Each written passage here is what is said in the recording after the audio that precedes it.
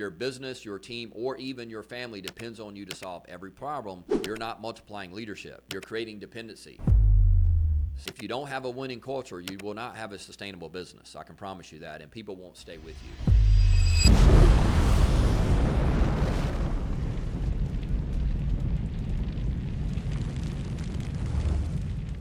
Most people in leadership positions aren't actually leading. They're just managing, checking boxes, running meetings, and telling people what to do instead of empowering them to do it on their own. But real leaders do something different. They multiply. They don't create followers, they create other leaders. This is the key to building your business, guys. You must develop other leaders inside your organization. If your business, your team, or even your family depends on you to solve every problem, you're not multiplying leadership. You're creating dependency. So now we're going to talk about what's the difference between a micromanager and a multiplier.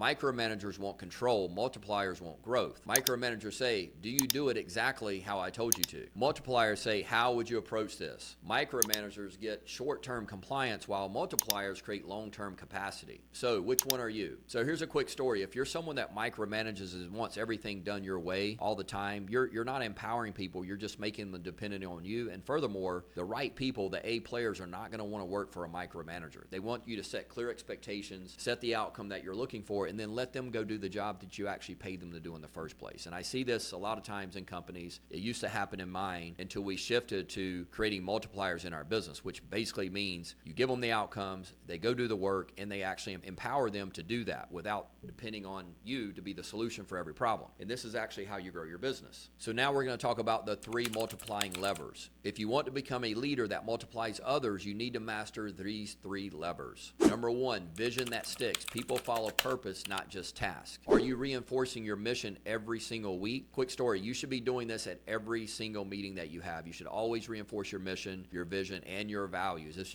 should become your standard for any meeting that you have every single day or every single week. Do your people know what you're building and why it matters? Because vision creates buy-in, and buy-in creates ownership. If people don't really know what the vision is of the company and how they play a part in achieving that, they're not going to be very satisfied in their work, and they're always going to be looking for the next opportunity. The right people want to know what the vision is, and they want to be a part of something that's bigger than themselves. Number 2, ownership, not oversight. Start giving outcomes. Let them figure out the how and let them make the mistakes. Again, you must empower others to make decisions and figure it out on their own so that you develop leaders with inside your company. And again, no one's going to work for you if you're constantly telling them what to do. So you want to coach through this process. Don't steal it from them. Number 3, recognition that reproduces. Leadership is reinforced through acknowledgement. So you catch them doing something right, praise it publicly, and reward initiative, not just results. But what gets rewarded gets repeated. So anytime you have an opportunity to praise someone for doing a great job, you should do that. It just ignites their fuel, and it makes them want to do it more and do it more for the company. So make sure that you acknowledge every time there's a win. Next, we're going to talk about multiplying through your culture. And here's the secret sauce, guys. Leadership isn't just personal, it's cultural. If you don't have a winning culture, you will not have a sustainable business. I can promise you that, and people won't stay with you. So your culture is what people do when you're not around. This is why I've been able to build an 8-figure business over the past 30 years, because I've empowered people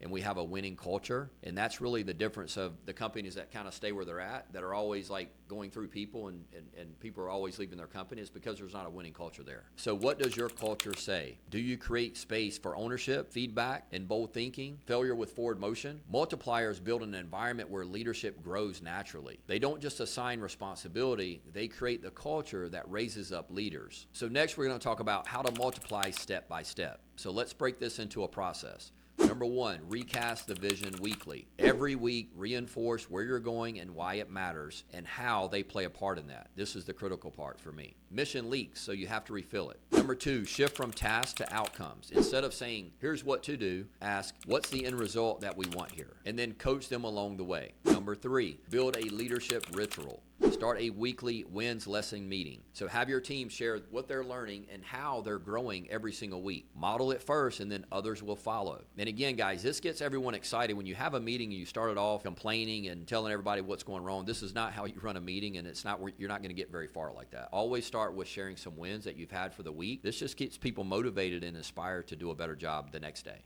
All right, guys, now I want you to grab your workbook or pen and paper, and we're going to go through this reflection exercise. So I want you to answer these questions. Number one, am I creating followers or multiplying leaders? Number two, where am I micromanaging instead of coaching? Number three, what's the one outcome that I can delegate fully this week? And here's the action steps. Schedule a vision review meeting with your team ASAP. Assign a new leader to own one key initiative. And recognize someone this week for thinking, not just executing. Leaders at Multiplier don't build teams, they build leaders. And those leaders build teams, companies, and movements. So start multiplying today. Apply what you've learned and subscribe for the next level of leadership mastery. So let's go.